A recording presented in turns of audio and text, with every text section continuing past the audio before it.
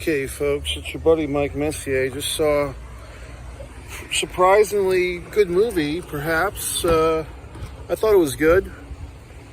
The Exorcism. Russell Crowe plays an actor playing the Father Anthony role in a remake of The Exorcist, which is dubbed the Georgetown Project. For those of you that have ever been on a film set, sometimes the film will kind of hide the name of the production so that there's not leaks or selfies or whatever the fucks from the ungrateful cast and crew. So, seeing that this was a Russell Crowe exorcism movie, I was a bit... God damn it, would you shut up? Seeing that it was a Russell Crowe exorcism movie, I was like, didn't we just see this a year ago? Like the priest's exorcist or the Pope's exorcist or some such thing with Russell Crowe. This was a very different movie. Interesting for Russell Crowe that he's embraced these horror films, playing a priest. There was some war movie that he was in a while ago. It was within the last year and a half that was good as well. Not a war movie, but like a military movie. God, fuck it. I see so many movies. So let's talk about this. Should you see it? Should you not? I think the horror fans will like to see this one.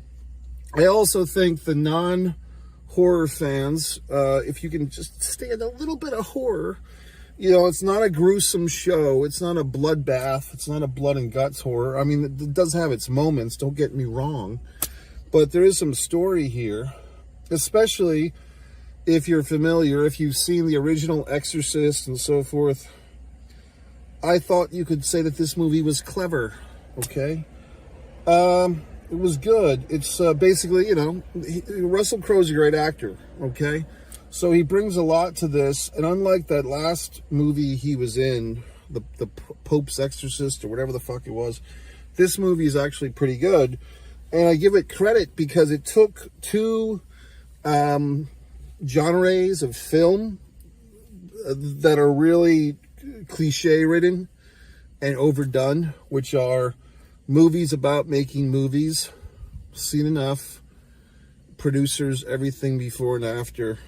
It's redundant. The Player was my favorite movie about the film world with Tim Robbins so many years ago.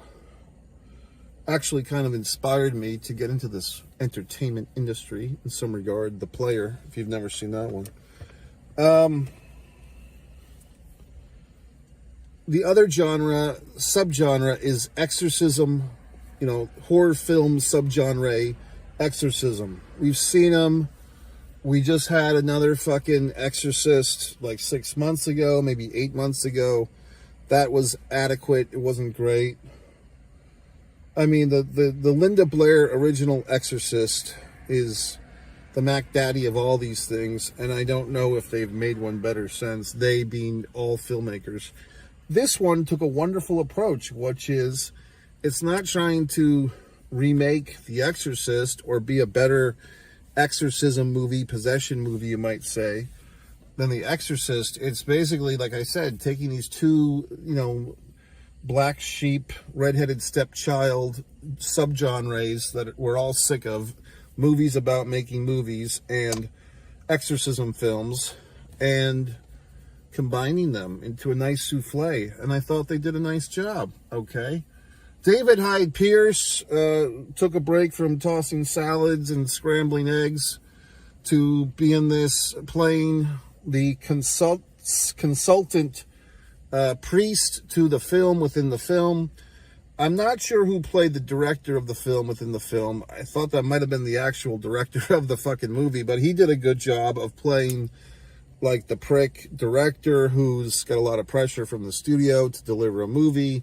He's taking a chance on this comeback of an actor who was great in his day, but then had, as he says, crawled into the bottle for 2 years and is spending 2 years crawling out. I think I'm going to have to move my vehicle because I see other patrons coming my way, and I don't No offense to them, but I don't want them to be privy to my review. So let's just, well, I guess they're going the other way. So, you know, well, Russell Crowe's a great actor. I think some of the strongest parts of this movie were early on when Russell Crowe is playing an actor struggling to get through an audition.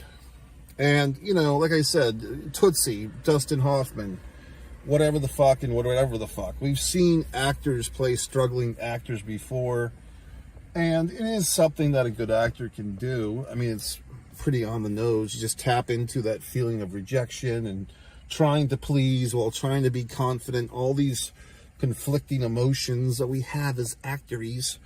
But with this, I mean, Russell Crowe is a great fucking actor. David Hyde Pierce, it's nice to see him doing something besides Niles Lane. I mean, I think this is one of those guys that was so good as Niles. We just kind of think of him as Niles forever. But he is a great actor, and he gets to show some different sides to him in this. The two young females, one plays the Russell Crowe's character, Anthony's daughter. She calls him Tony. She doesn't call him Dad for various reasons. And she gets herself a little girlfriend in this thing who happens to be like the Moesha or the Brandy or the whoever the fuck of the moment. Like the little singer starlet who is playing the Linda Blair character in this remake. I guess the hook of this movie within the movie is that it's an African-American young lady that's been possessed by Satan. So she plays the role as, you know, and I mean, I don't know if her character is supposed to be as young as the Russell Crowe daughter, but there is some, you know, age disparity there. But I guess they're two girls, so girls will be girls these days, whatever the fuck. But, you know, I like the movie, what can I tell you? So I thought the movie had some really good writing, really great acting. I liked, you know, because this is the thing. I was thinking of not even seeing this movie, at least not tonight. I'm like, oh, Christ, another fucking possession, exorcism, Russell Crowe movie? What the hell? Like, is this a prequel to the other one? Because the other one sucked. But then I read the little blip. I didn't see a preview for this thing. I just read the little blip, and it said actor with director, actor, movie within a movie, all this horse shit. And it got me provoked to go see the movie. So I went to see it. And I say this not out of disregard or disrespect to the movie. It's an actual encouragement for you fine folks to go to your local theater. I got to this movie. It's a 10:40 p.m. Sunday night screening. For most assholes in the country, oh, it's 10:40 on a Sunday night. Time to go home, to go to bed, and whatever the fuck, wake up for tomorrow. I'm just getting started, assholes. I mean, this is, to me, it's like 10:40 at night, Sunday night. There's no Sunday night football. There's no hockey game. Tomorrow night's the big hockey. The basketball, the NBA ended early this summer due to a 5-game Celtics victory. I mean, gee whiz.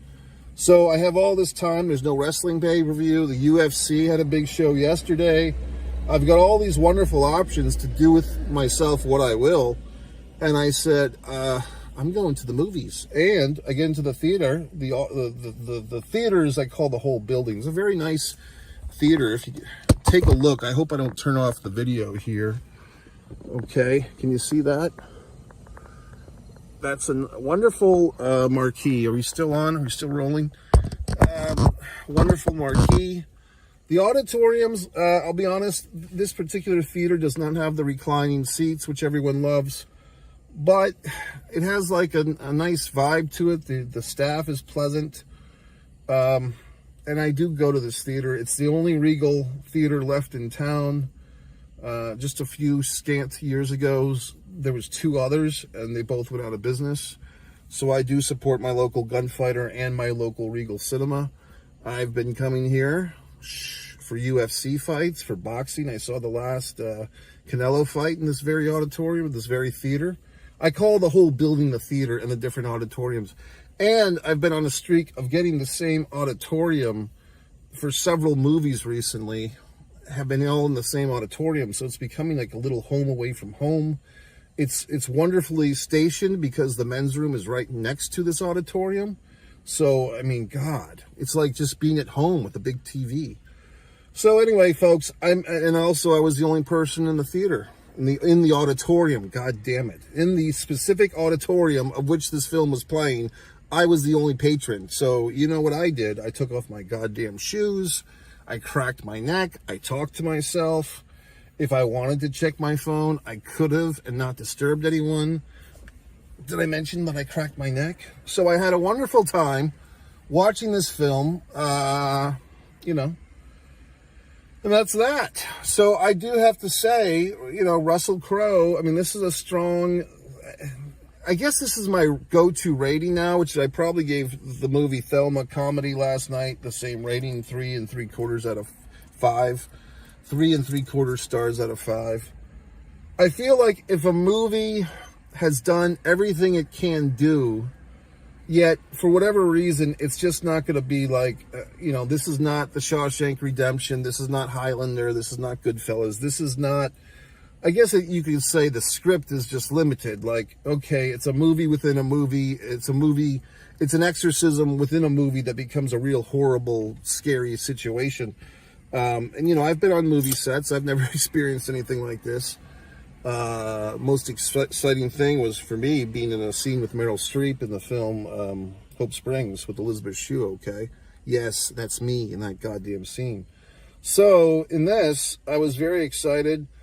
This movie, like, maxed out what the script provides, and I'd say even the script, for what the context is, okay, we're going to do another slant on the exorcism movie, but we're going to subgenre it with the movie within the movie subgenre. I think they did about as best as they can. That being said, I still think there's a cap on the greatness of this movie. I don't think they could have done any better. I just don't think that is just limited.